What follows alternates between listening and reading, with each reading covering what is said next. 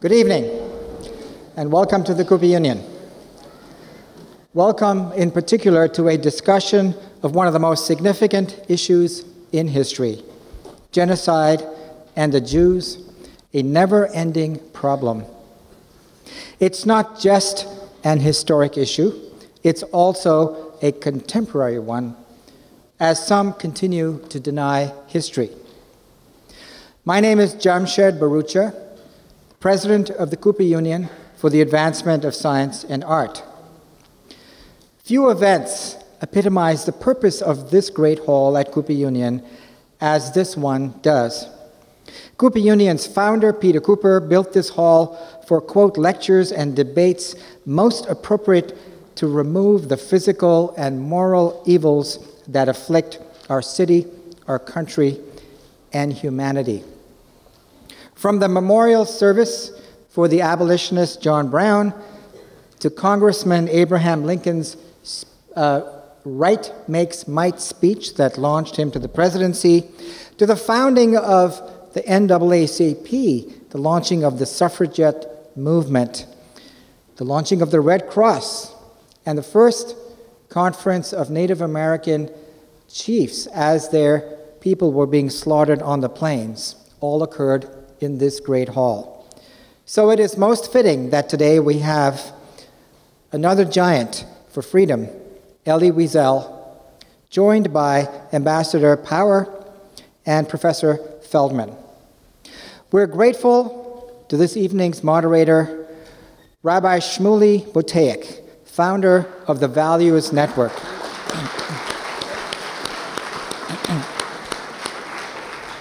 Rabbi Shmuley served as rabbi of Oxford University for 11 years, where he founded L'Chaim, the society to host world leaders discussing values-based leadership, a mission that parallels our own here in the Great Hall. He has been called the most famous rabbi in America by the Washington Post and Newsweek, and the best-known Orthodox Jew in the world by the New York Observer. The Guardian called him a leading American thinker. His 30 books have been bestsellers and have been translated into 20 languages. His columns appear regularly in the Wall Street Journal, the Jerusalem Post, and other publications. Ladies and gentlemen, please welcome Rabbi Shmuley Boteach.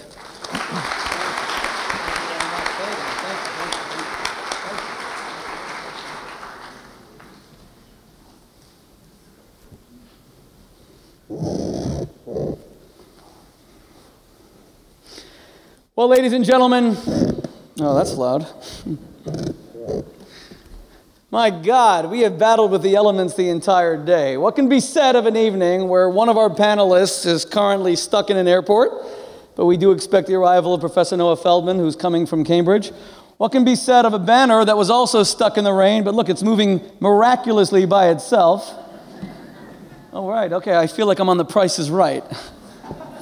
Behind door number 3, I wonder if there's a car for everyone in the audience. Okay, at least Mort Klein of the ZOA appreciates that. But the truth is, ladies and gentlemen, with all of the hurdles that we faced to put this evening on, because we had 2 weeks' notice when we finally were able to meld the schedules of Professor Elie Wiesel with that of Ambassador Samantha Power, I want you to know that any room in which Elie Wiesel is to be found is a special evening that will be unforgettable. You will tell your children,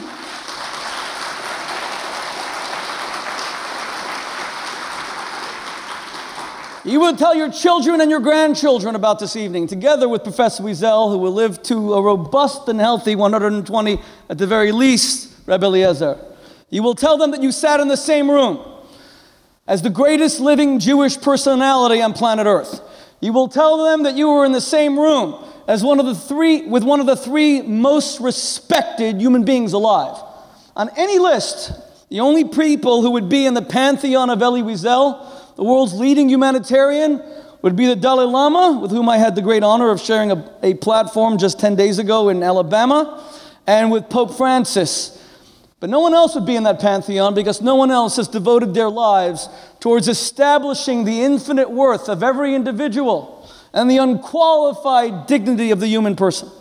My friends, with us tonight is the face of the Holocaust, the very living embodiment of the martyred 6 million, a true legend in his own lifetime, the pride and radiance of the Jewish people, the winner of the Nobel Prize for Peace, and the voice that dared thunder and challenge the heavens itself in the face of the world's greatest crime, the one and the only Elie Wiesel.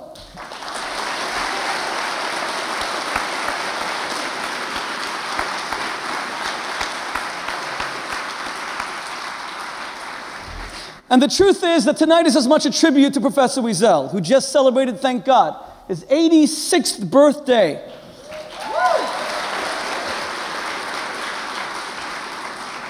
It's as much a tribute to Elie Wiesel as it is a discussion on this most seminal of subjects, why it is that when it comes to genocide and the Jews, it is indeed a never-ending problem.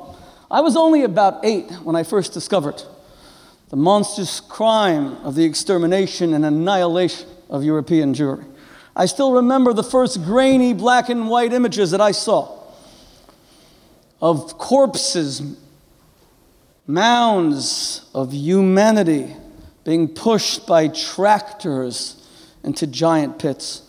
I remember feeling that as an Orthodox Jewish child who was raised to be subservient before God, to submit to the divine will, I remember feeling that I had to speak out. Where was God when mothers begged for just drops of water to give to their children on cattle cars where they were deported from ghettos to death camps? Where was God when Mengele put on his immaculate white glove and pointed in a direction that would signify life or death? Where was God when a people who have been committed to his covenant and his tradition for 3.5 millennia were targeted for extermination by the world's greatest civilization? Why was he silent? And it was only when I read Night, it was only when I read the immortal words that are today inscribed on the very granite of the United States Holocaust Memorial Museum of the Smithsonian. And what a country that would create a memorial to our people. What a country the United States is. It was only when I read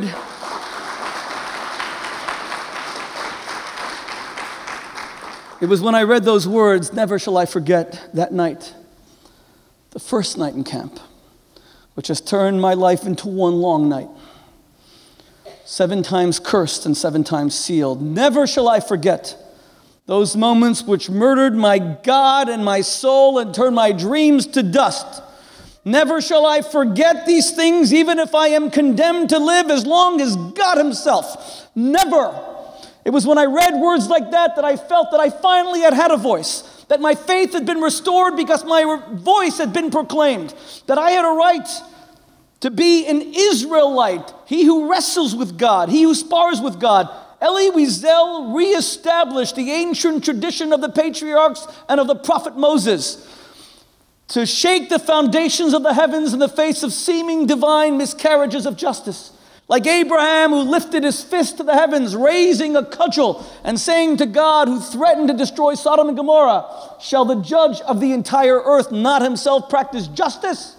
Elie Wiesel gave us our place in the divine pantheon, that we are not just cosmic chaff, that we are not just brittle, insignificant humans, that we matter, that whether we live or die matters, that God, who said that we must choose life, must himself choose life, that if you are merciful, then where is your mercy? If you are compassionate, then show us your compassion.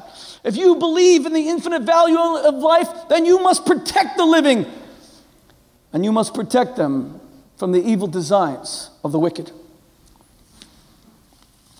Sitting with a living legend is something that transcends time, my friends. Hearing the moving, evocative voice that is so resonant of Elie Wiesel is an experience that can seldom be captured in words. And knowing the things that he has witnessed, how it made him feel, fills us with humility and with awe. I have had countless hours with Professor Wiesel, and I value every fragment of every second. It is an honor and a privilege, and I thank him. When it wasn't easy to come this evening, when Rabbi Eliezer got us to bless you with health and with strength, I thank you so much for gracing us with your presence, Rabbi Eliezer. You are the glory of our people, and I am truly, truly blessed to be with you. My friends, just before I introduce a very special guest, I would like to publicly say that amidst the 57 books that have been international bestsellers and translated into 50-odd languages, amidst the Presidential Medal of Freedom, the highest civilian honor bestowed by our great nation, amidst the Nobel Prize for Peace bestowed in 1986, amidst the countless honorary degrees from every leading university on earth, and amidst the French Legion of Honor, Rabbi Eliezer, your greatest legacy sits right before me, and he is your son Elisha, and your daughter-in-law Lynn, and the beautiful grandchildren, and Elisha is the living embodiment of your values, and without Elisha, there would have been no event this evening, and Elisha, I am personally indebted to you for your friendship and your kindness always. God bless you. Thank you.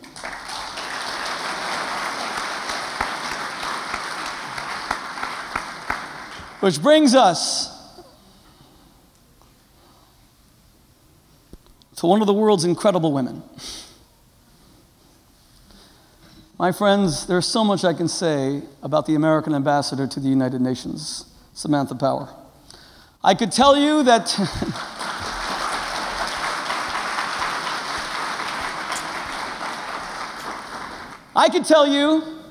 Samantha, after Professor Wiesel, is the world's foremost voice against genocide, which is why it was my dream to put them together on the same stage.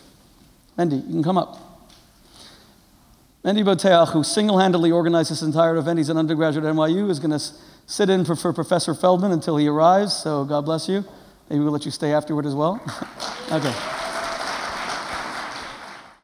That Samantha is the world's foremost voice against genocide after Professor Wiesel, which is why I want him to bring them on the same stage, because a year ago at this time, we had the third most important voice in world genocide, and that was President Paul Kagame of Rwanda, together with Professor Wiesel, and we wanted to perpetuate that great legacy of voices speaking out against the annihilation of innocent human beings, be they black or white, be they Protestant or Catholic, be they Jewish or Muslim, that every child and every human being is created equally in the image of God.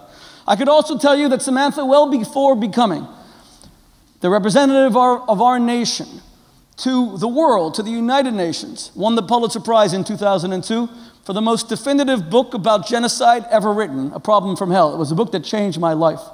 I have bought it for countless friends, and I have quoted it in countless articles and speeches. I can tell you that Samantha is a daring, courageous American light unto the nations, who represents our people, the American people, with moral courage, with determination and tenacity, upholding the dignity of every man, woman, and child. But actually, the greatest compliment I can give to you, Samantha, is that I truly believe that Samantha Power is in and of herself enough of an argument for there to be a constitutional amendment that bars those who are not native-born Americans from being the President of the United States. You can give me an applause for that. I mean that sincerely. Samantha was born in Ireland and emigrated to this great country when she was 12. Rarely has the American people been more enriched by someone who joined this great nation like you, Samantha. And I have to tell you that this past Thursday, she gave a speech in Berlin that was one of the most courageous speeches against Jew hatred and antisemitism in modern world history. The speech is an absolute essential read on the part of every American citizen. I'm going to briefly quote some of the things because I asked her to do so herself, and she said that she is here tonight to give a tribute to Professor Wiesel, her friend, and someone who's had, I would like to believe, a seminal influence on your work, especially against genocide, Samantha. This is what she said in Berlin this past Thursday, November 13th. Anti-Semitic attacks, and she was the official representative of President Obama, and God bless President Obama for sending such a high-level delegation to the Antisemitism Conference in Berlin.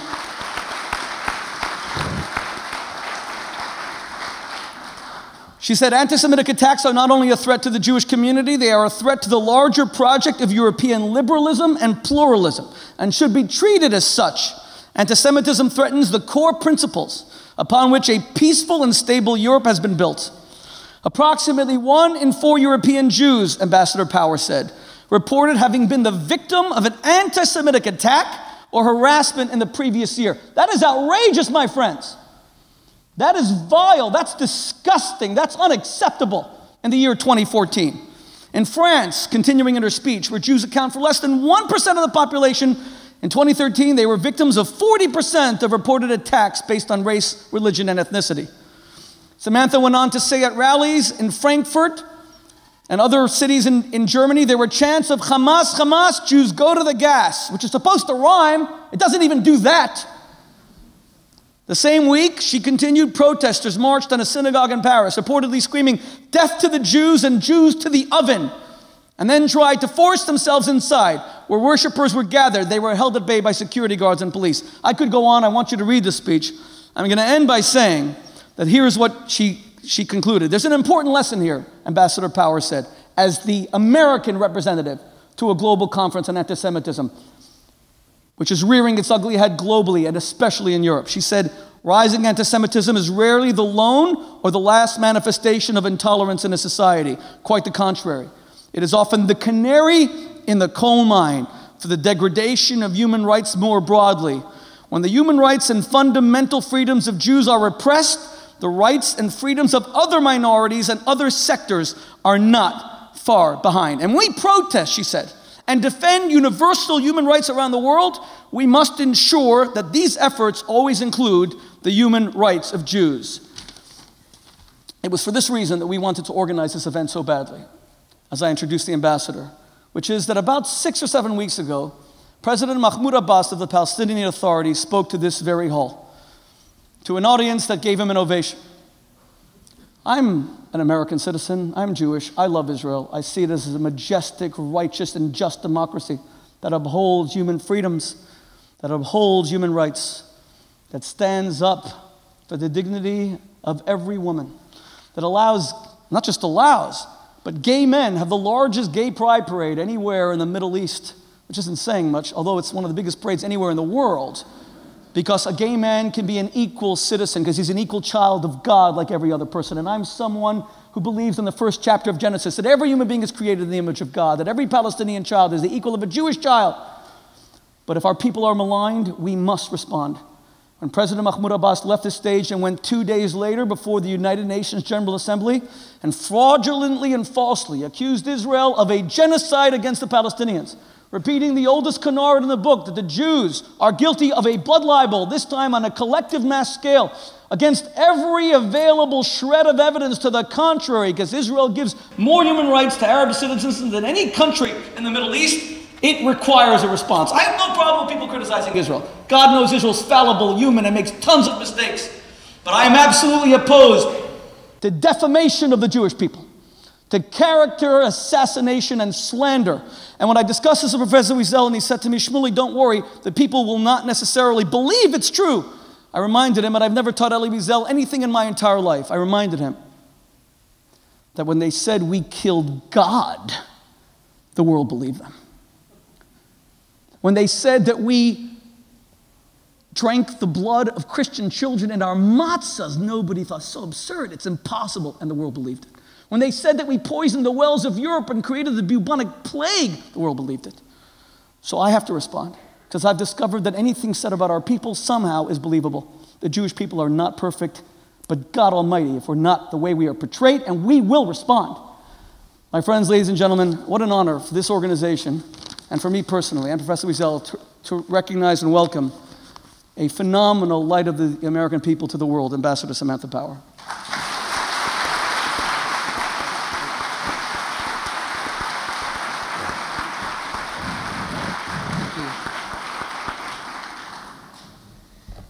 Thank you, Shmuley, for having me here. Thank you, Elie, for being here. And thanks to all of you for coming to see a great man in action. Elie Wiesel has said, "For the dead and the living, we must bear witness." Those of us who are blessed not to have borne witness to Nazism have an everlasting duty to remember. And so we must teach our children and our children's children what happened. We must never let them feel as though the Holocaust was last century's genocide, a remote historical event. We must always ensure that while the photos and film footage of the Holocaust are in black and white, we teach the facts in color. The racist evil that brought forth the terrible order of the Nuremberg laws and the unspeakable destruction of Kristallnacht. The roving Einsatzgruppen exterminating the richness of Ashkenazi Jewry. The heroic Warsaw Ghetto uprising, the infernos of Auschwitz and Treblinka. More than that, though, we will always commemorate the richness of Jewish history and identity, something that runs vastly deeper than the genocide perpetrated by the Nazis. Hitler wanted to murder Jews and also to murder Judaism, to murder Jewish religion and civilization, and in that he failed. What Nazis did to Jews in those terrible dozen years of Hitler's reign will always be a part of Jewish history, and each and every one of the murdered 6 million deserves to be memorialized for his or her individual life, as he or she wanted to lead that life. They deserve to be remembered for their love of family or their study of Torah, for their secularism or their spirituality, for their mitzvot and tzedakah. They were professors and laborers, landholders and landless, inhabitants of tiny Polish villages, and cosmopolitan artists and engineers, mothers and fathers, and they were children. So many kids. One of those children grew up to be the man we are honoring tonight. He was a little boy named Elie. Today we know him as a moral inspiration, but before he had that burden inflicted upon him, he was a child who had the terrible misfortune to be born a Jew in Eastern Europe in 1928. He's just one of millions, and we should tell all of their stories. But before we hear from Elie tonight, I'd just like to say a few words about him. In another time or another place, Elie Wiesel might have grown up to be a distinguished Talmudic scholar. He was adept in his studies and most sincere in his piety. While his father ran a store in the little Transylvanian town of Siget, Elie's place was in learning.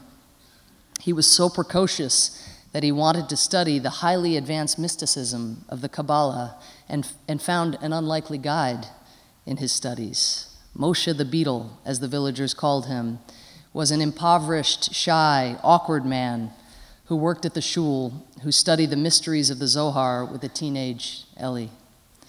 Then one day the Hungarian police shoved all the foreign Jews into cattle cars, and Moshe the Beetle, a foreigner, was gone.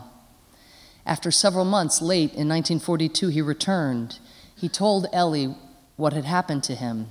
He and the other foreign Jews had been hauled away to Poland, passed to the Gestapo, and herded into a forest. They were forced to dig trenches, and then they were shot dead. Jewish babies were thrown into the air for target practice, Moshe said. It is hard to imagine a human being capable of committing such unconscionable horror, but this was what Moshe the Beetle described. Moshe had been wounded in the leg and left for dead. He managed to make his way back to Siget and told people what he had seen. "Jews, listen to me," he shouted. But people wouldn't listen. They would not and they could not believe.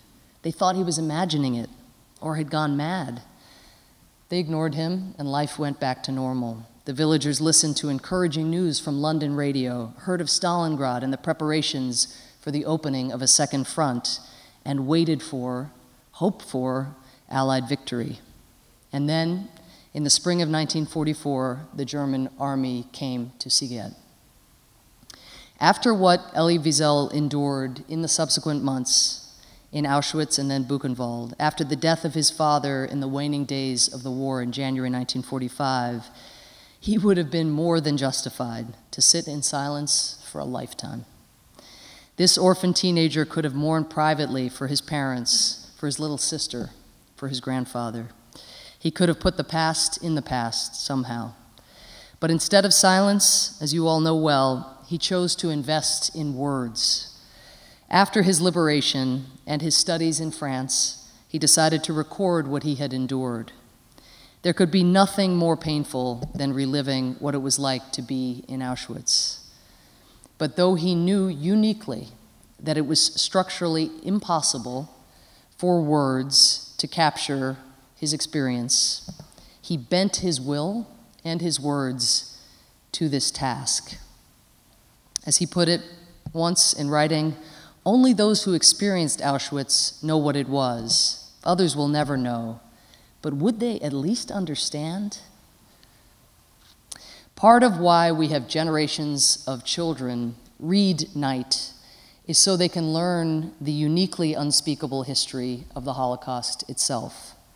And in that respect, the impression the book has left on so many is searing. But there's another reason we have our children read Night. For most children, Night constitutes their first encounter with the bleakest darkness of the world and with the moral choices that world presents. It shows not only the evil of the executioners, but also the moral agency of those who could have been upstanders but chose instead to be bystanders. Elie forbids us from being passive observers in his story. To read Night is to ask, what would I have done? How would I have behaved differently? Even more, to read Night is also to ask, what am I doing? What am I doing to stop atrocities in my time? Just as when we say never again, we are making a commitment that goes beyond defending the Jewish people, so too when we read Night, we are reading a book whose lessons go beyond even the Holocaust. Elie, of course, understood all this. He understood that Night was part of a larger, timeless, universal project, to be ever vigilant against the kind of hatreds that could give rise to genocide, to sound the alarm and to act. And Elie has not only taught this lesson, he has lived by it. Time and again, he has been our siren and our compass. In 1985, when he was being honored at the White House, a normally placid affair, Elie used the occasion to urge President Reagan not to visit the Bitburg Military Cemetery, which include the graves of Waffen-SS soldiers. "I've seen the SS at work," he said, "and I've seen their victims. They were my friends, they were my parents."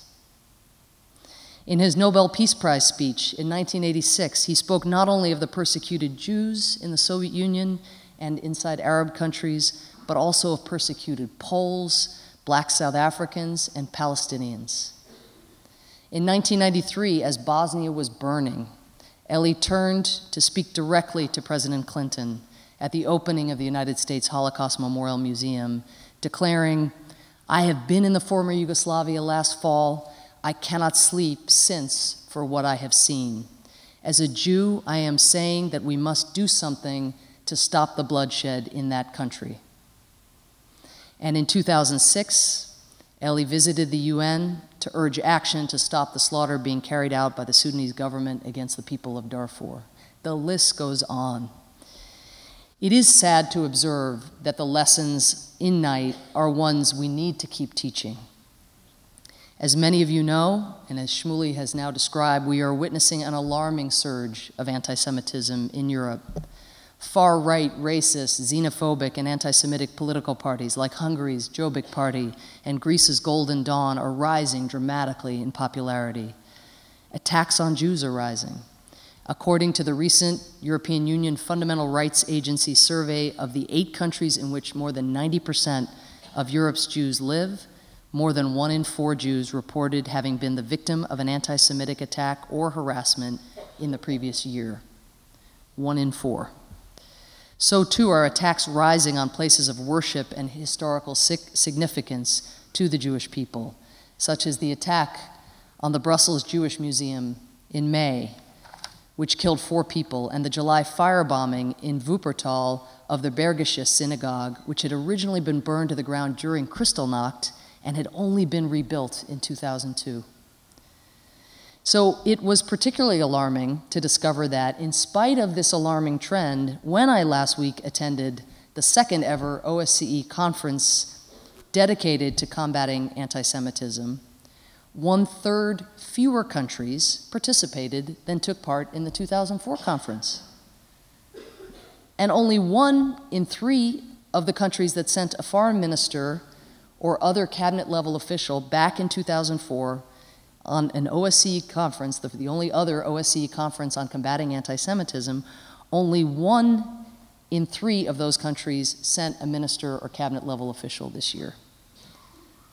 It was the kind of showing that I know Elie would have called out. "Where are you?" he would have said. So I took a page from Elie's book and asked that same question to the group of diplomats who had gathered. Sort of an awkward silence in the wake of that question. What can one say? It's not like the problem's going anywhere. The problem's getting worse, and yet high-level attention is going down. What's up with that? At the same time, I cannot tell you how inspiring it was at the same conference in Berlin to look out at the American civil society organization that had journeyed there for this conference. Not only Jewish organizations like the Anti-Defamation League, but other groups like the American Islamic Congress and a leading Sikh organization, civil rights groups like the NAACP, and the largest US advocacy group for LGBT rights, the Human Rights Campaign.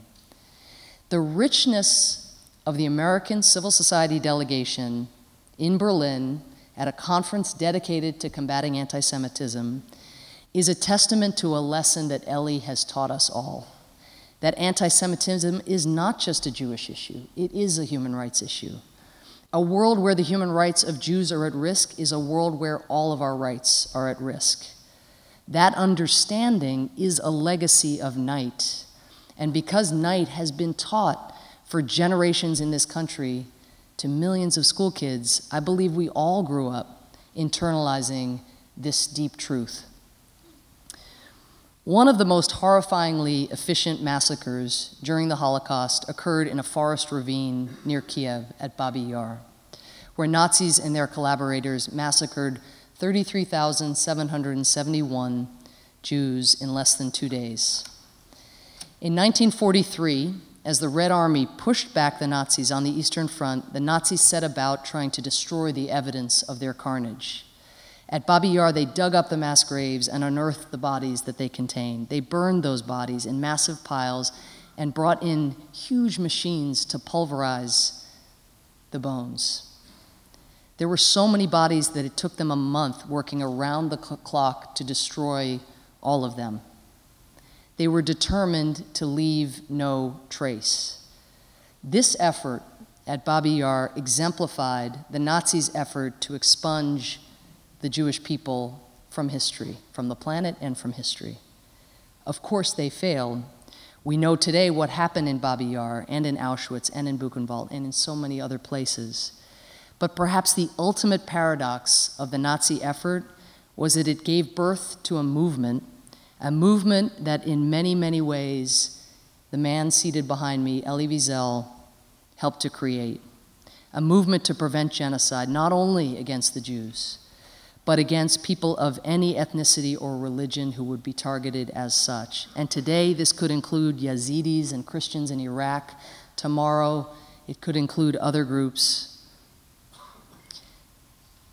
That movement exists, and that movement exists because so much of our moral architecture was defined by what we read at a young age, thanks to Elie Wiesel's willingness to bend his pen and bend those words to capture history and to capture the moral choices that each of us have. Now, the work that Elie Wiesel has started, needless to say, is unfinished.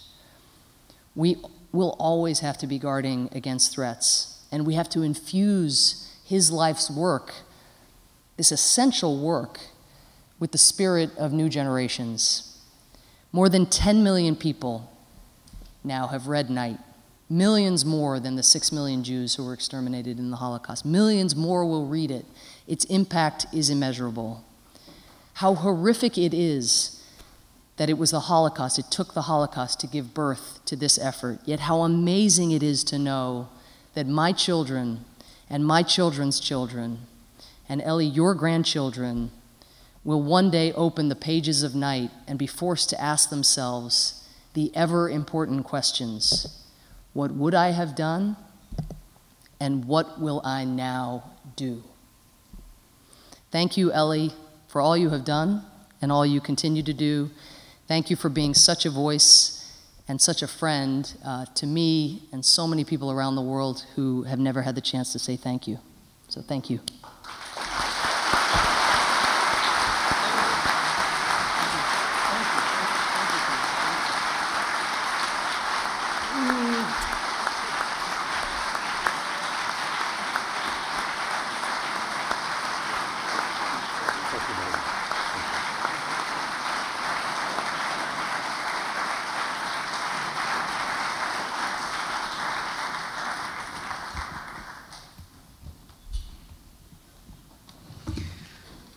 Thank you so much, Samantha.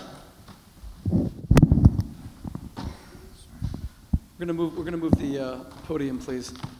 Well, ladies and gentlemen, what an honor to hear the American ambassador to the United Nations, Samantha Power, and one of the world's foremost authorities on genocide. Professor Noah Feldman is in travel limbo, but he will be joining us, God willing. And Rebbe Eliezer, let me, and everyone, I have called Elie Wiesel Rebbe Eliezer. It's an affectionate term for the past quarter century, so I plan to do so this evening as well. Rebbe Eliezer, what is the reason for anti-Semitism? Why ask me? Ask the anti-Semite. Occasionally I meet some and I ask. They don't know why. It's there. Is it as old as Jewish history? Can it have been different? Could we have avoided anti-Semitism? It began when? I don't know, Jacob and Esau, or later on, when? How does one produce such a desire to hurt other people only because of their faith or their religion or whoever, what? Why? What is the reason of all that? What good can it do? It comes to anti-Semitism, which I believe to be the oldest group hatred in recorded history. The oldest. There were so many other fanaticisms. They disappeared. The religious fanaticism, political fanaticism, they have disappeared. Anti-Semitism is the oldest, and it's still here. Why? What do they want from us? Simply not to exist? But why? What wrong could we have done to elicit such hatred? If there was such hatred, and there was, of course. There isn't a method that the enemy hasn't used. There isn't a reason they haven't invented. Somehow we were guilty of everything, even of God killing, Christ killing. Imagine the absurdity to accuse the people of killing its God. But we paid for it. Hundreds and thousands of victims because of this stupid accusation. And yet, here we are. And you know me already, my favorite expression is "and yet." And yet, okay. It means they have done everything possible for us not to be here, and yet we are here. Rebbe Eliezer, did you think that in your, I know the sound system is a little bit, so I'm going to phrase the questions with a little bit of the content that he just said, speaking about the world's oldest hatred and doesn't understand why the world won't allow the Jews alone, and that it's destructive to the world, not just to the Jewish people. Samantha kind of captured that in her speech in Berlin, that it's a violation of European principles.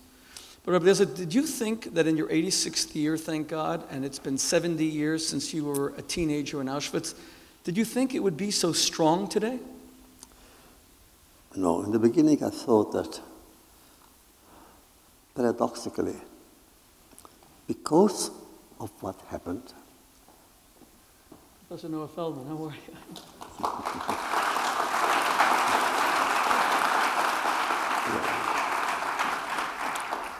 Because of what happened, we cannot imagine history without it. It happened. Where did we go wrong? That's the real question I have. We Jews, where did we go wrong? Did we go wrong, let's say, 2,000 years ago when we left to Babylon, left to Paris, to France? We could have stayed in the land of the prophets and stayed there. Small minority, go on living. What did we do to deserve such hatred? Because we believed in the same God, obviously, but a different approach to God. For this, when you study, and occasionally when I teach the history of the Jewish people, the philosophy of that history is extraordinary. Why? You ask yourself, why? For so many centuries, some stupid accusations that we killed their God. Why God? You can't even pronounce all these stupidities there. We had nothing else to do than to kill them in our whole life. And yet it caught on. Without anti-Semitism, which I believe to be the oldest mass inspiring hatred in history, anti-Semitism is today as strong as it has been 1,800 years ago, 1,600 years ago, 2,000 years ago. So things change, regimes change, ideologies change, anti-Semitism remains. You want to tell me today there are no more anti-Semites in the world? Of course there are. True, there is no organized anti-Semitism. That is true. It's not elegant to be called an anti-Semite. Because anti-Semitism then would mean racism. It's not nice to be a racist. But in general, there's something about the Jew that we simply pose a question to the world: what are we still doing here after 2,000 years? What are we doing here in history? If you are religious, you say, Master of the universe. If you don't want us, then tell us. Just tell us so. You have chosen us in our people. Say so. For what? For suffering? For more deportations and more plague? What more? Look, as a good student, I am a believer in questions.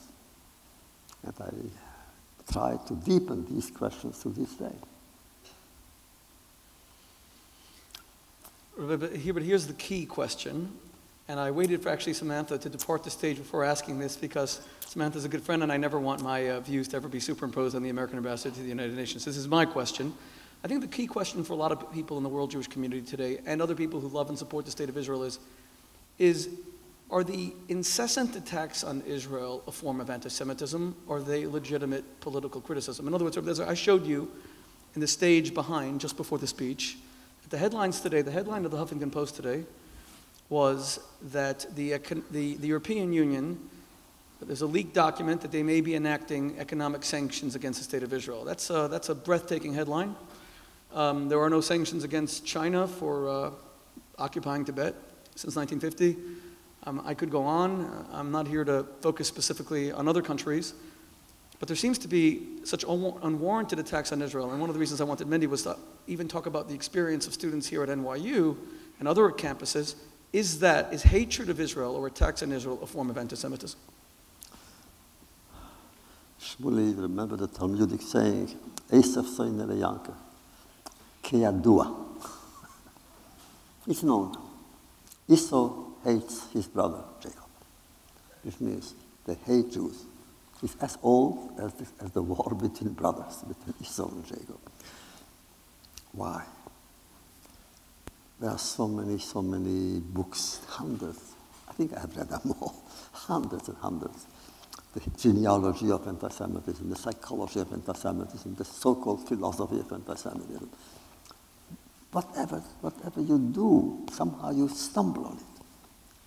Sometimes you are even astonished. In the 30s, for instance, Europe was not immune to anti-Semitism, even among the intellectuals.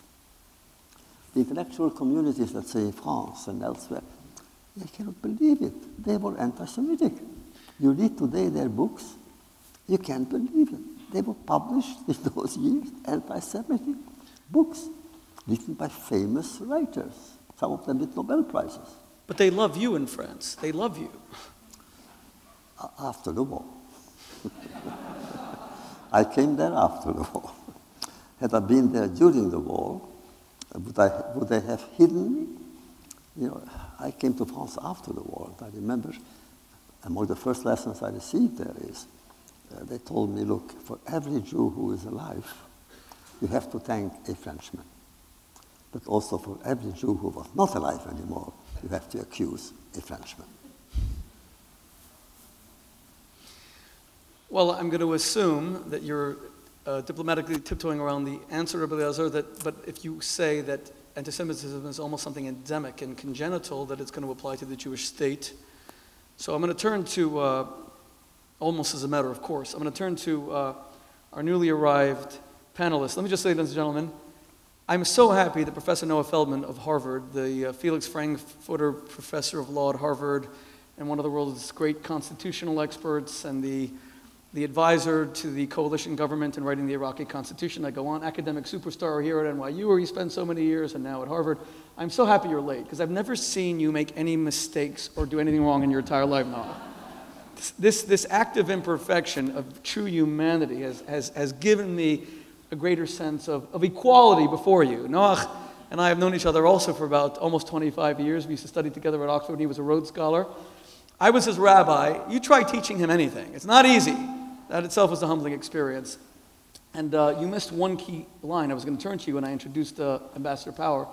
I said that Samantha is the best argument for there to be a constitutional amendment that bars anyone but native-born Americans from being president. So when, God willing, you're on the United States Supreme Court, we expect you to be the one that makes that change, Noach. So you heard it here first.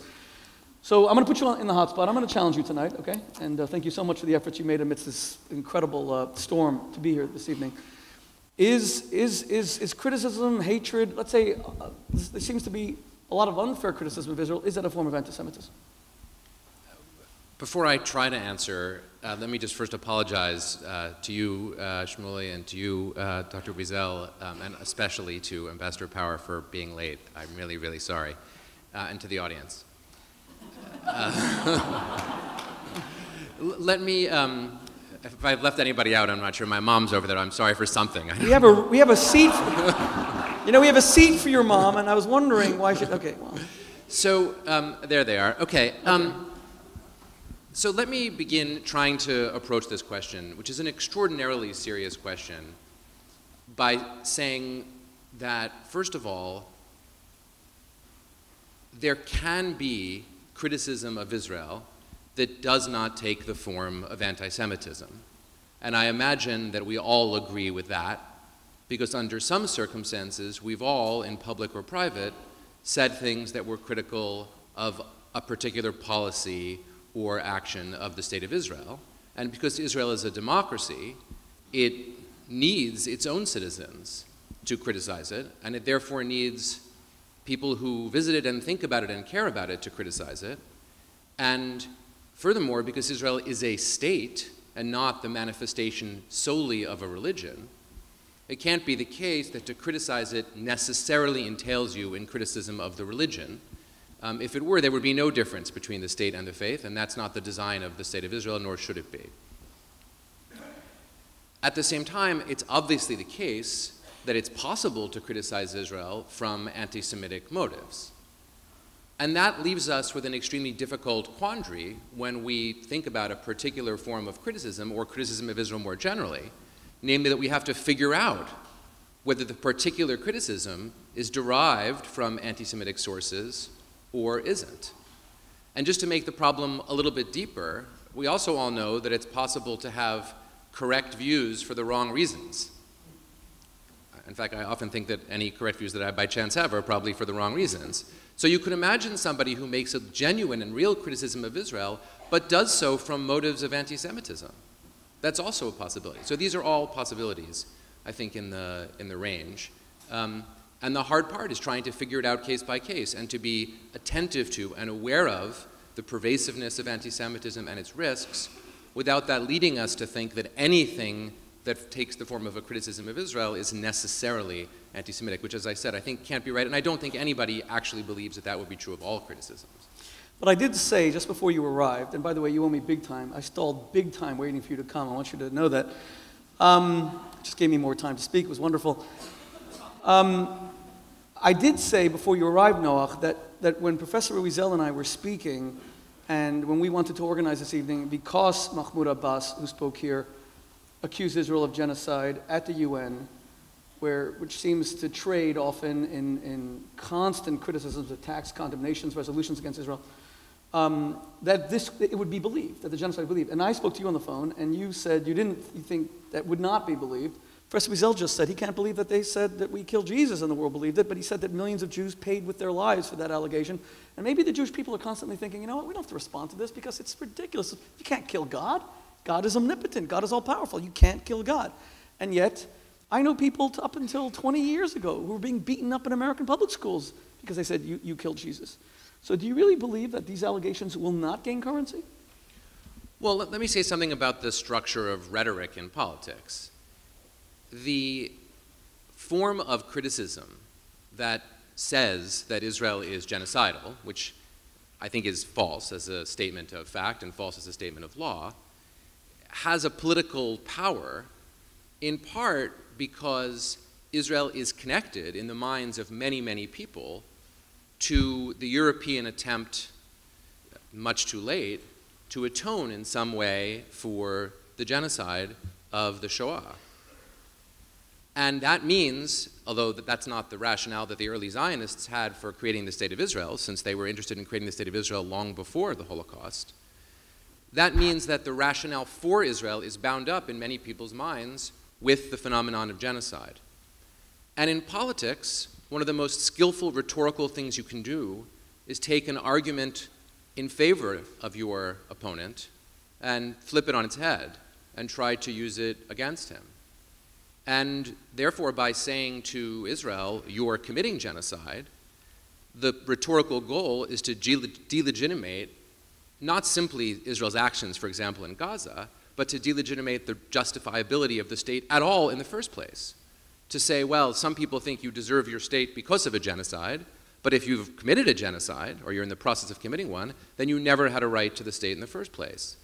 And that's a very skillful piece of political rhetoric because it pivots off of the initial presumption that part of Israel's reason for existing or right to exist is connected to the genocide. And I think that's one of the reasons for its rhetorical effect.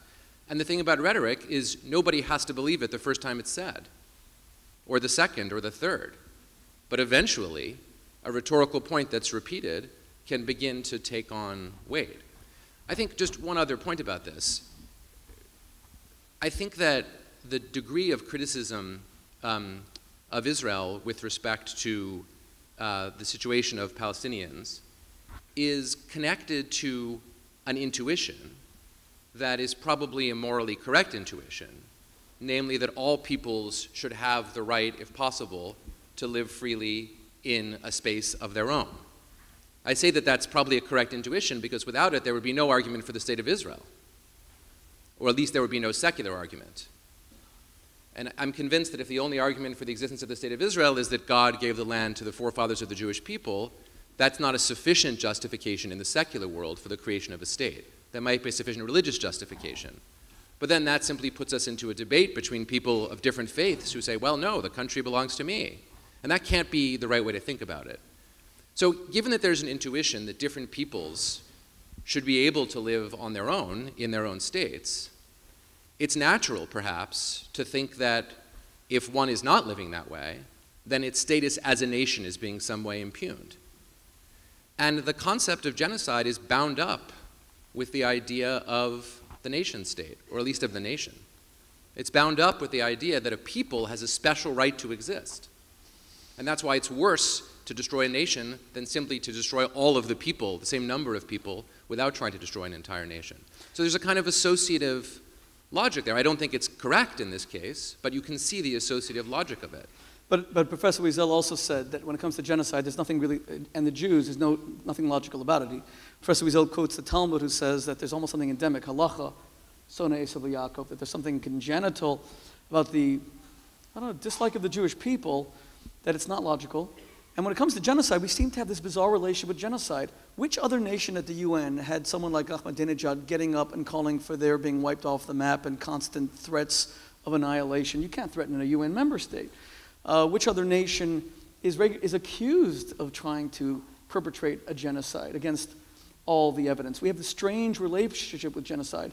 And one of the things that, and this is the second year in a row, we were lucky. I think we've now had the three biggest names in world genocide on this panel. Professor Wiesel with Paul Kagame last year, and now with Samantha. Mendy, I wanted you to address, as an NYU graduate, you decided to protest Mahmoud Abbas's presence here. But no one else really did. It's funny because you got all over the media because you were the only guy. What is the experience of students here at Cooper Union, NYU, when it comes to Israel and anti-Semitism? Are these real legitimate concerns, or are they Jewish paranoia? First of all, I want to say what an incredible honor it is for me to be sitting next to Professor Elie Wiesel.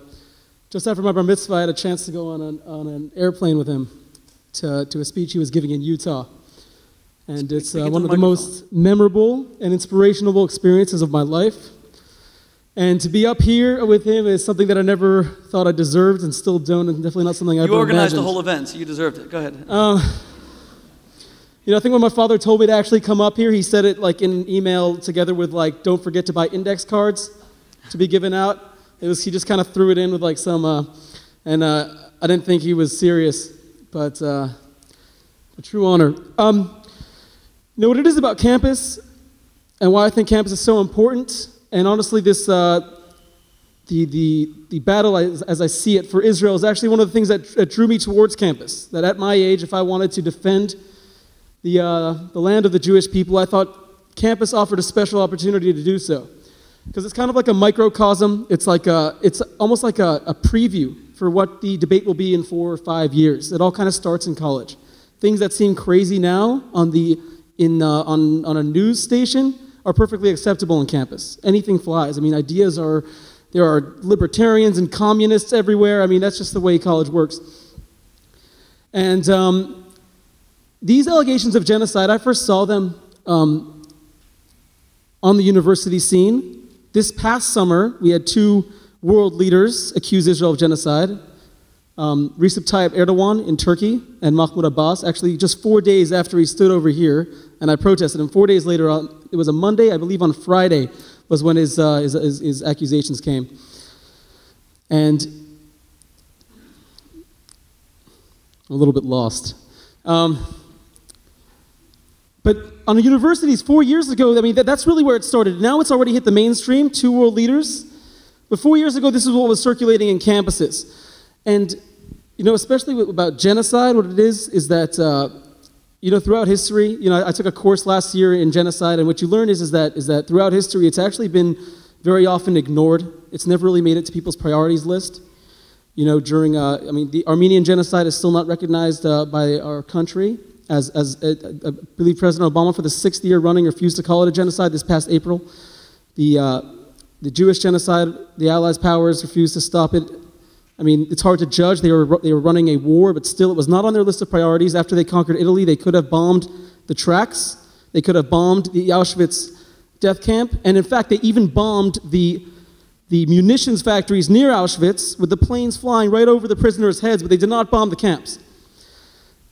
And then in Indonesia in 1965, which it's debatable whether it was a genocide or a politicide, but in any case, 500,000 to 1 million people were slaughtered, and I bet most of the people in this room don't even know anything happened in Indonesia in 1965.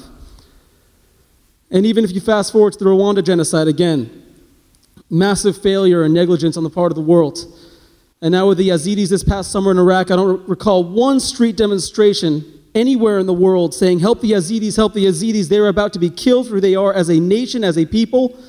Thank God Obama stepped in and launched airstrikes to save them when they were circled on a mountain, but did not catch the world's attention. This is not something that most people have on their minds, except in the case of Israel. Suddenly there are demonstrations in the streets. Suddenly there are articles on campus newspapers. And that's why on campus, it really seemed to me that this was more than just legitimate criticism, that this was something more malicious. It wasn't care for human rights, because human rights don't get that much news on campus. This was an attack on Israel for being a Jewish state, especially in the nature of the attack of a genocide.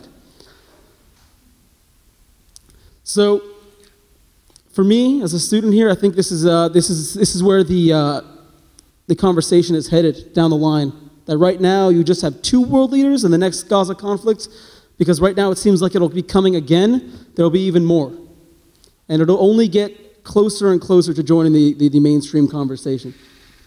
Oh, the beauty of being a student, being able to say whatever you want. So let me quickly add.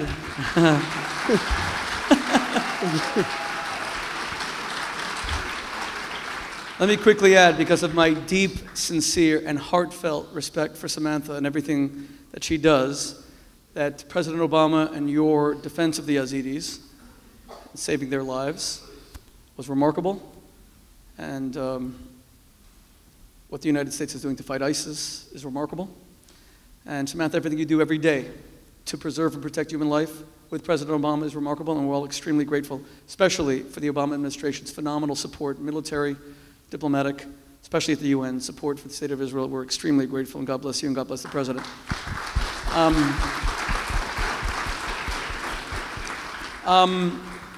Rabbi Eliezer, so that's interesting. So Mendy is saying, well, you know what? They do single the Jews out, even when they're not guilty of these horrible atrocities. And maybe, what is it that they go after the name of the Jewish people all the time? Like, they're always saying that we're such bad people, as you said, that we murdered this deity, or that we murdered these children. Why is anti-Semitism expressed specifically with the Jews as murderers? There's also the Jews as, I don't know, connivers, thieves. But specifically this charge of murder, of indiscriminate slaughter. Why does this express itself that way? It's not that simple. It's not expressed like that. The expression is Esav soneh Yaakov. The Talmud says, Esau hated his brother Jacob. Halacha keyadua. It is the halacha, and as it is known. Which is a very strange combination of words there. But the thing is, we don't understand. It's as old as Jewish history itself. Why? What did we do to deserve that? We came out with ideas, ideologies of conquest. We didn't want to conquer. We wanted more. What did we want, really? For 2,000 years, what did the Jewish people want? So they're saying that we want world conquest. Where do these ideas come from? Oh, they come only from the, first of all, stupidity. It's just stupid. But it's a malicious form of stupidity, Rabbi Eliezer. It's a very dangerous form of stupidity. But to say, come on. Stupidity can be benign. Nevertheless, come on. To accuse the Jewish people, these Jews, the Jews were according to our enemies, that they are those who exploit other people's suffering, those who exploit other people's work, those who are always lying, cheaters.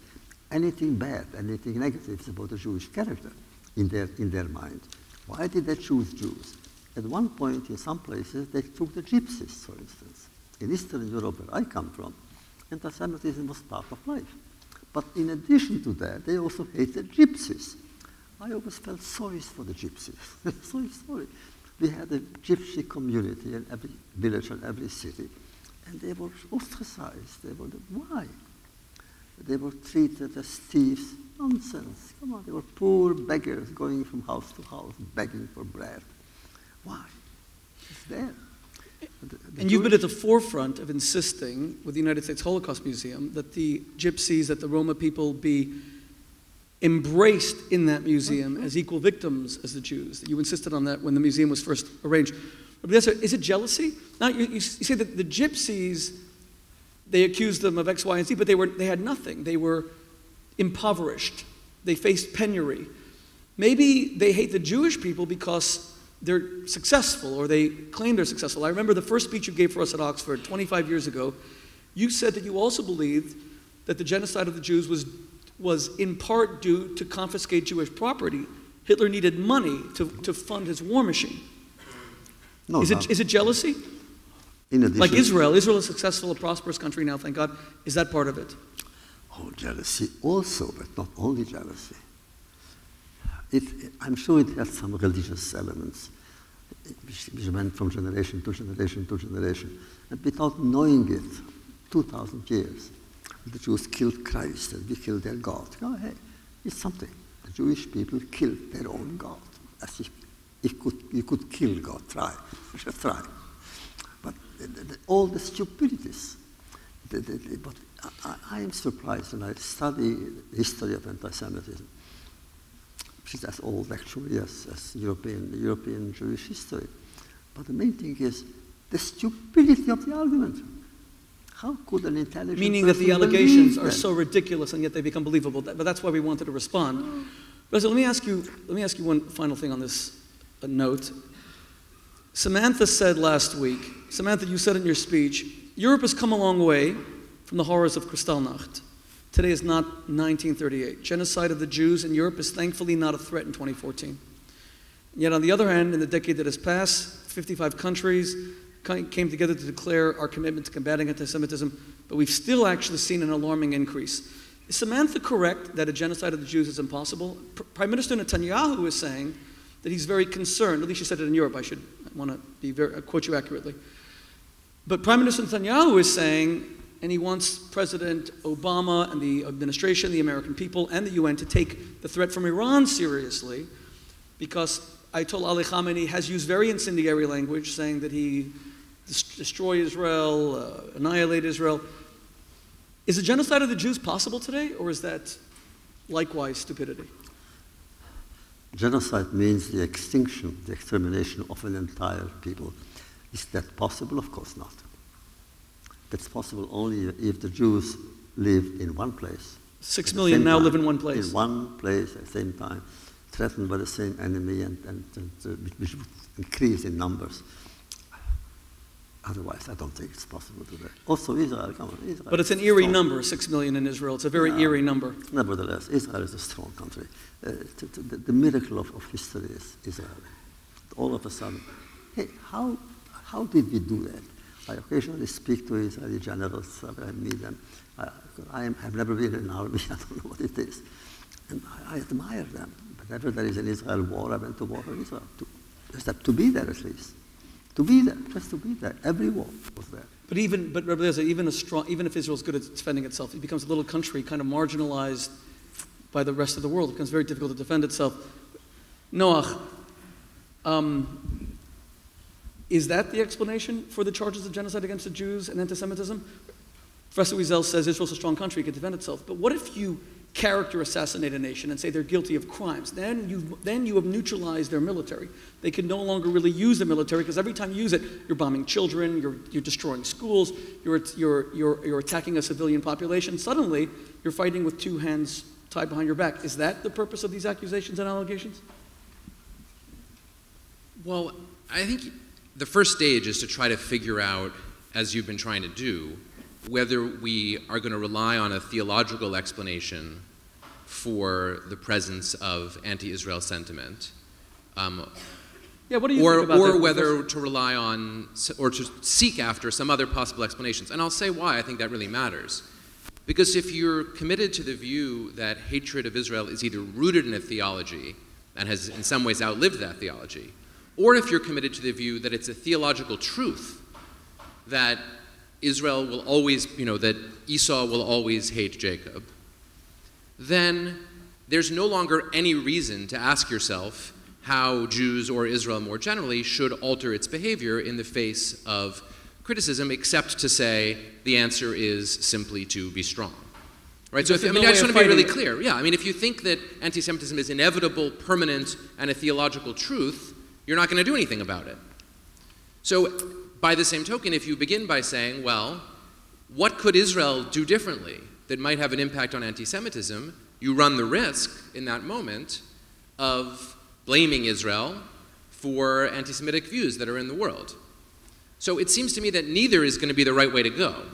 I don't want to commit myself in the practical, real world to the view that anti-Semitism has a theological explanation, because frankly, even if that's true, that resigns me to a kind of position of quiescence where I can't do anything about it. Except be strong. Except be strong, which I think people want to be in any case.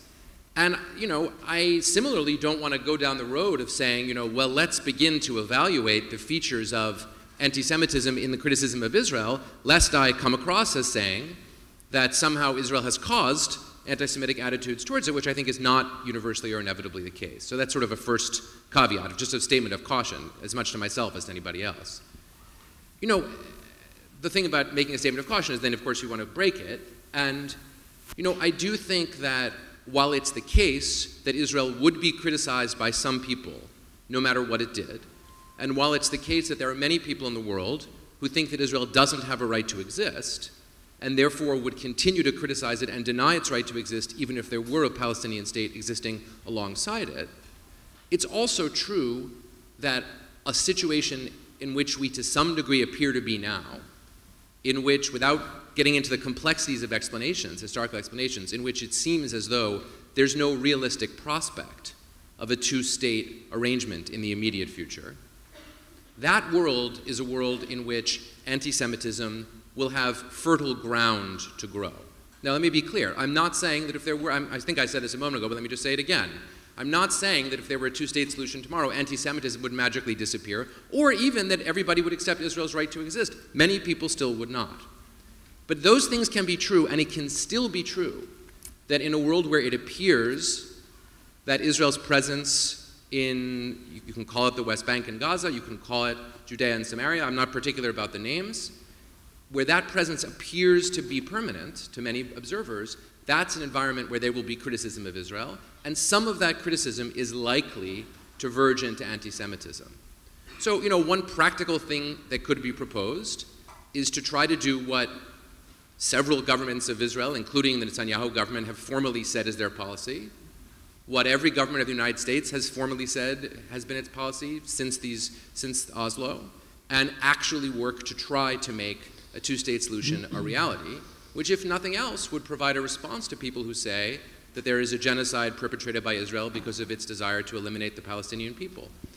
Now, people will still say that, but it would be easier and more straightforward to point out its falsehood. So, I think I'm trying to say this very delicately because I don't want to be heard to be saying that this would solve all problems, or that it's the cause of anti-Semitism. Of course it isn't. As Professor Wiesel said, that's a very complicated question. But I don't, by the same token, want to fall back on this idea that it's all theological, because if it's all theological, why do we have politics? Why do we have the United Nations? Why do we have a government? We don't need those things in a world of theology. True. I prefer to operate in a world as if the theological explanations weren't sufficient, because that's the real world in which power actually can be deployed, and with any luck, deployed for good. Oh, I'm with you. And when we were at Oxford, that was the whole purpose of our L'chaim Society, which was to kind of bring a universal Jewish message that could apply to Jew, non-Jew alike, get Israel's message out without being dogmatic about it. But no, a lot of people are just kind of fed up. They don't know how else to explain it. They don't understand it. I mean, Samantha's speech in Berlin. Berlin, in the streets of places like Germany, they're marching and saying that Jews to the gas. Germany, of all places? Or the streets of Paris or the streets of London? We're kind of flummoxed. The mind is boggled by what Professor Wiesel calls... That's all true. It just won't... And it kind of reaches a place where you finally say, maybe the only thing is to be strong. Let me make one... Or the experience of students here. Why should Jewish students have to feel intimidated? I'm going to come to you, Mendy, think about that, because why should students have to feel intimidated on university campuses? I don't mind if Israeli speakers who come to speak for Israel are challenged, criticized. God Almighty, you know that we love the debate, and we organize debates. What I can't stand is Israeli speakers that are shouted down on every campus, Israeli ambassadors like Michael Oren who need protection.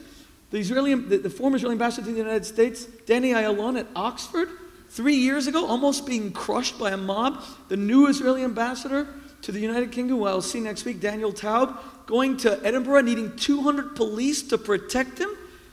Is that true of any other country in the world? So Well, but Shmuley, I think one important thing to remember in this context, and Professor Wiesel was alluding to this by speaking about the gypsies, is that unfortunately, there is an enormous amount of hatred and bias in the world. And in Europe, where there is unquestionably anti-Semitism, there is also a deep and abiding anti-Arab sentiment and anti-immigrant sentiment. That exists. In the United States, the instances you cite are accurate instances. They all happened. But the American Jewish community on the whole doesn't feel itself in the United States to be in a tremendously vulnerable position. And politically, it's certainly not in a vulnerable position. Right? By contrast, many other groups feel themselves to be much more vulnerable and they feel that they have a much harder time affecting the shape of public discourse. So this is not to say that these aren't real problems. It's to say that some of it, not all, but some of it, is a product of the phenomenon of hatred of the other. And the other can be a lot of different people. It can be gypsies, it can be Jews. It's also possible for it to be Arabs, and in many European countries it is. And if you look at the rhetoric of anti-Arab, anti-immigrant sentiment in many European countries, that too sounds worrisomely familiar. But in our community, thank God in the Jewish community, there's a robust tradition of freedom of speech and debate, and we're not going to shout down other people no matter what argument they're going to make. But I hear you.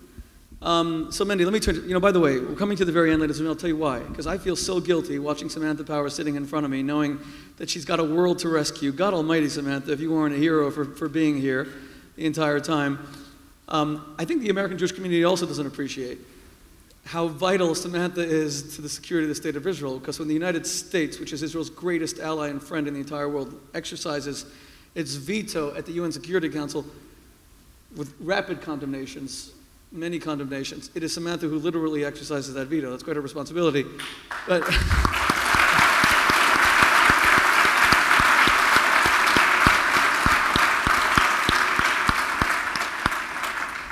you're very popular here. I want you to see that. But you knew that. Mendy, so here you walk around this university with the yarmulke, and you've got a big beard, and it kind of says, I may be part of a particular ethnic group. People may know who you are. Are students feeling intimidated on campus? You tried very hard to organize this event and to stand up to some of what Mahmoud Abbas would say about Israel. And again, I have no issue with Mahmoud Abbas, the president of the Palestinian Authority. I do have a problem with maligning character assassination of Israel. Are students intimidated? Why don't they come out in bigger number? Why don't we see greater support for Israel? Or do you think Jewish students keep a lower profile? Is anti-Semitism beginning to invade the American campus by silencing Jewish voices, and that they're not standing up for the Jewish state the way they might otherwise do? Well, it's a particularly sensitive subject at NYU where I believe at the end of last year in April, if I'm not mistaken, there was the SJP, the Students for Justice in Palestine, which is a very successful group on campus. I'm actually a little jealous for just their reach. I do not admire their tactics or ever want to imitate them, but they have a really far reach. They're very creative. They very immoral. They went around with little leaflets notifying the students at NYU that they would be evicted from their rooms the following morning. And this was done at a dorm which was known to have the most Jews, so the Jews immediately said, oh, look, you're targeting the Jews, and they claimed, no, there's non-Jews there too. I was not at NYU at the time, I honestly don't know.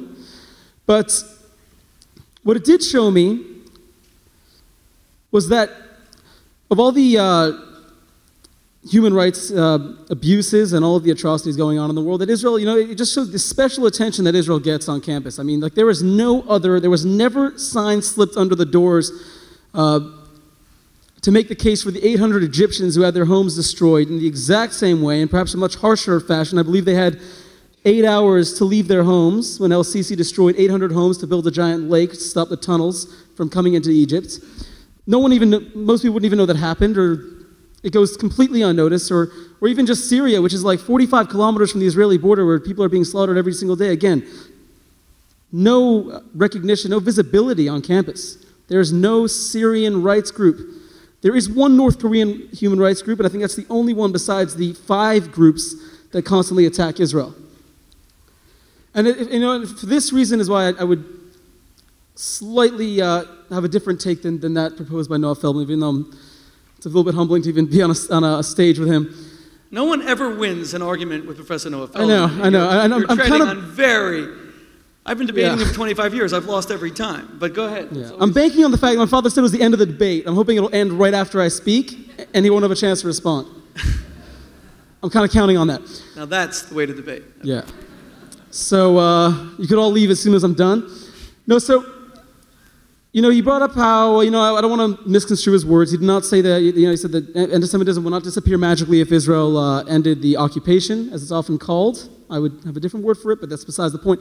And I understand he's not saying that, but he did say that that's involved. That he gives people, if it's not the cause of anti-Semitism, it's certainly an excuse for it. And I think that's one of the biggest, the most dangerous ideas going around is that all of this is justified. All of this hatred, the fact that in England, my friends at university there do feel afraid, and as I've heard my father will tell anyone, they feel afraid to wear a yarmulke on campus. Thank God here it's not like that yet, but it's getting pretty close. We have a guy on campus with a giant sign saying the Jews control the internet. I mean, no one takes him that seriously, but it's getting worse. But the thing you always hear is the occupation, the occupation, the occupation. We were just giving out signs at NYU. I have a friend here who helped me give out signs, and we found this girl who wanted to ask us about the debate. And she said, are you from Israel? I was like, no, I'm not from Israel, but I studied there. She's like, oh, I really don't like Israel. I was like, why? She's like, because of what's happening in Palestine. I said, are you talking about Gaza? She's like, Palestine. I was like, where? What are you talking about? Give me an example of what you're upset about. She said, I have a friend who's a reporter in Palestine. I don't know where. I mean, she didn't know about the West Bank and Gaza. She didn't know there was such a divide. She thought Gaza was Palestine. I mean, the level of ignorance was considerable. And that's what you see with most of the students. Israel just gets a bad, and it's just the occupation. That is the word. That's the word that everyone uses to explain themselves and why they have this irrational obsession with this one relatively minor human rights abuse. It's definitely not ideal. Every human deserves a vote, and I hope we can figure this out. But compared to what's happening all over the region, very close. And the example I always give is even in Mexico. Campuses have huge drug consumptions. There's a lot of drug consumption on campus. Between 2006 and 2010, in the first 4 years of the drug war, declared by Felipe Calderon, 34,000 people were killed in relation to the drug war. And that's something that students could really make a change. The entire markets in the United States, if there was a campaign to try and bring down violence in Mexico by saying no to drugs, the way Nancy Reagan said it 20 years ago, if they could do something like that, I mean, if you care about human life, there are so many other things, but they won't bring up anything. And that's the excuse that's always given, that it's the occupation. So true, maybe that's involved, and maybe if we found a resolution, which I do not believe the resolution is the creation of a Palestinian state, not in these conditions, not now, certainly. But I don't think we could ever use it as an excuse for anything. I mean, even the PLO, I'll end now, the PLO was not founded in 1967 with the occupation of the West Bank and Gaza. It was founded in 1964 when such a conclusion would have been implausible. Israel was in no position to take back the land. They had no plans to. And that's when the PLO was founded, to get Israel out of Israel, not out of the West Bank and not out of Gaza, to get Israel out of Israel. So I'd be careful before I ever even involve that in any way.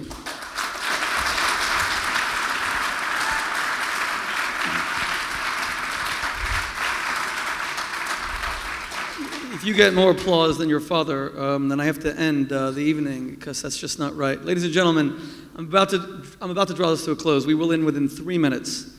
We started a little bit late, I'm sorry, because of the weather. Professor Feldman, even Ambassador Power, who came straight from the UN. I want to just give a very short message, and I'm going to ask Noach to conclude, and I'm going to thank Professor Wiesel. Our organization, This World of Values Network, believes in spreading the light, the universal light, global light of the Jewish people to all peoples, all nations. I started this at Oxford when Noach was a Rhodes Scholar.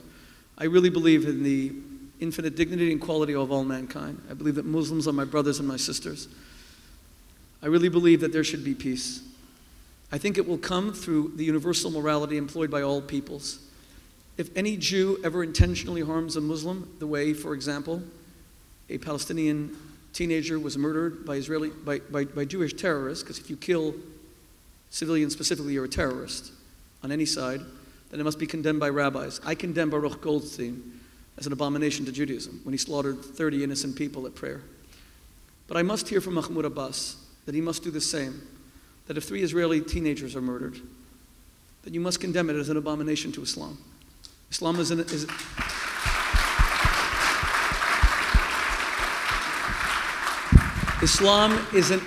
Islam is a great and enlightened world religion, and I'm often attacked for saying this.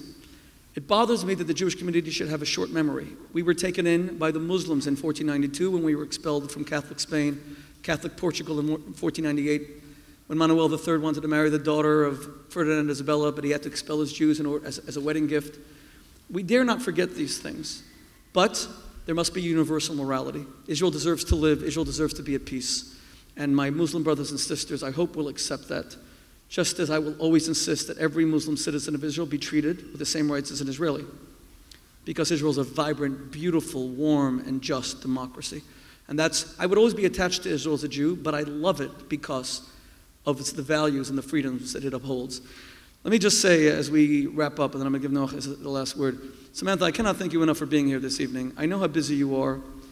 It's not easy pegging you down for anything.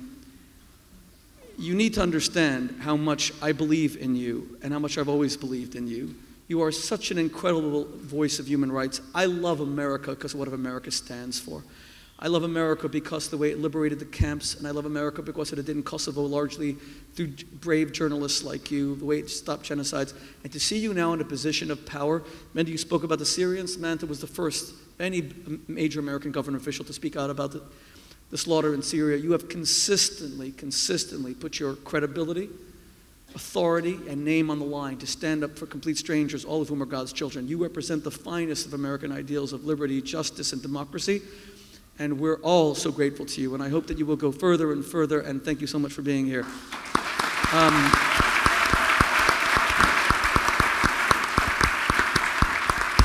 I've said enough about Professor Wiesel, and we're all going to, in a moment, we're going to vote of thanks from David Sterling, but Noach, you get the very final word. I have loved Noach Feldman for a quarter of a century. He's been one of my closest, dearest friends. We were so proud of him when he was at Oxford. He got like a PhD in about a month. Became fluent in Arabic like in 6 months. He's a colleague of Samantha's from Harvard. You know, the Jewish community loves scholarship. I've always been so proud of your achievements, and your parents should be so immensely proud of everything that you've done. And now to see you as one of the greatest legal experts in the world fills my heart with pride and joy. You get the final word, and then we're going to hear from David, please. The Boter's father and son are a hard act to follow. And it really should be Professor Wiesel who should say the last word, but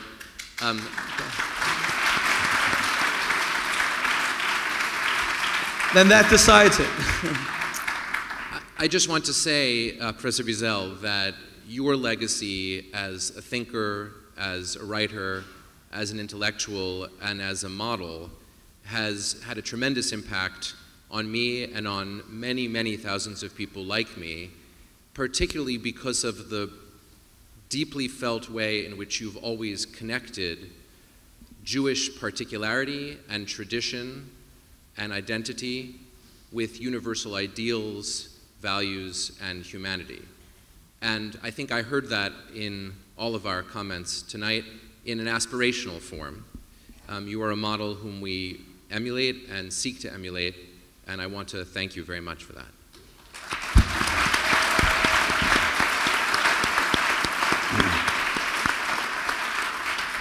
Rabbi Eliezer, everybody wants to hear from you, please.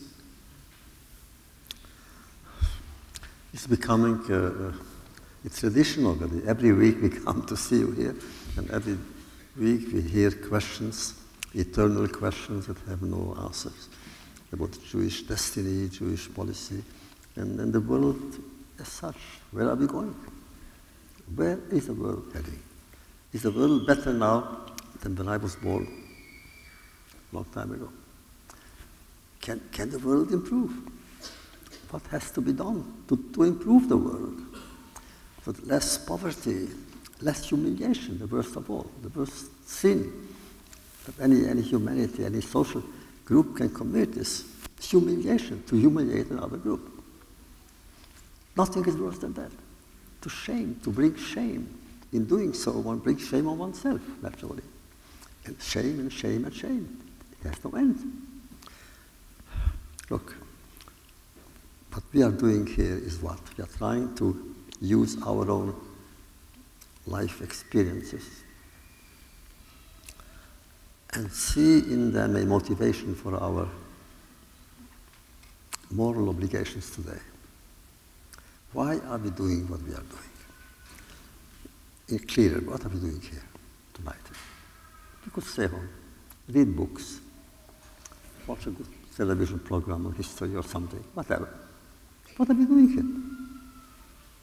We are here because we still believe in the power of words, that words can bring life just as they can remove life. With all the words. It's an ancient mystical tradition that God has given men, all men, the power of words. That's all, words. But with these words, we can build castles or tombstones. With whatever we do, we can bring hope or despair. It's always in our hands. Ultimately, don't accuse God. Don't accuse society. Don't accuse an ideology. Us. What have we done to prevent evil from growing? When you go into the street, even in New York, often, when we go into the street, there are beggars I have never seen lately, last few years, beggars. When I see a person with his hand open, how can you not stop and put that? At the same time, you feel humiliated. The open hand. Who are you to put something in his hand? But if you don't, it's worse. It's not easy these days. Not easy because generations come and go. King Solomon was the wisest of all kings and the wisest of all men, actually. Chacham Mikol Adam, from all men. He knew what he was talking about. But he says, look, can we learn, really? Can we really learn from each other? If not, what are we doing here? If we can, why don't we? And I believe we can. If I have chosen, it was my choice, to be a writer and a teacher. That's my goal in life, to be a teacher and a writer. Naturally, father, of course, but a writer and a teacher. Why? I use words, and those words have been used by generations and generations and generations of scholars and their students and their disciples and their disciples. And in each generation, something new emerges in these ancient texts that you simply repeat and you reverse and you remember. And because you remember them, they come alive. And because they are alive, they bring life. Therefore, I love books on history. I like historians. Why they write? Why does a historian feel the need to take one incident and prevent it from being forgotten? Among hundreds of incidents, why that one? Why? Nobody knows. But the fact is, it's here. And the sum of all that is what we call civilization, culture. And of course, we believe what we do with our lives is what matters.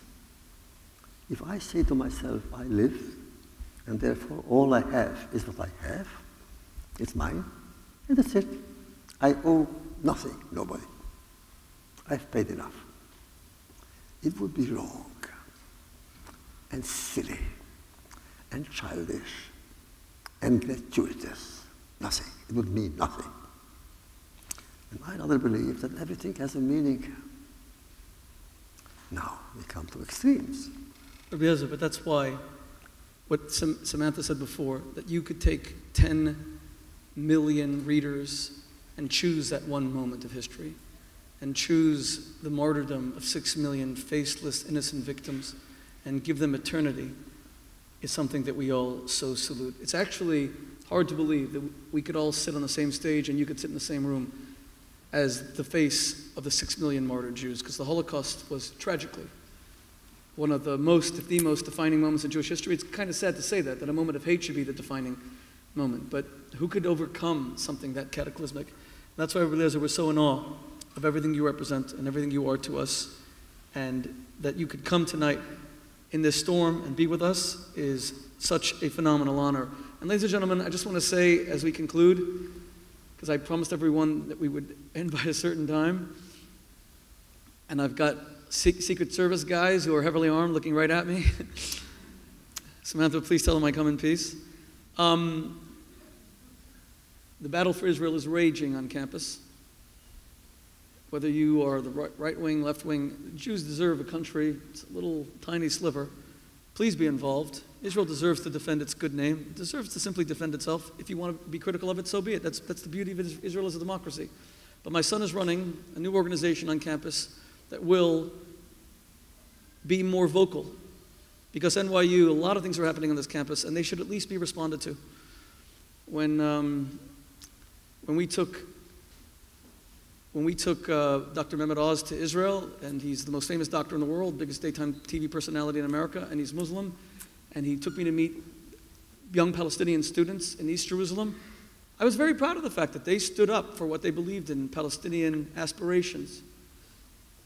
And even though I debated with them, I said, you're doing the right thing, it's what you represent. Shouldn't the Jewish students and those who love Israel do the same, and having a voice and being active and giving Israel a voice where it's being maligned? I hope you'll all join. And ladies and gentlemen, I now want to ask David Sterling to please close the evening.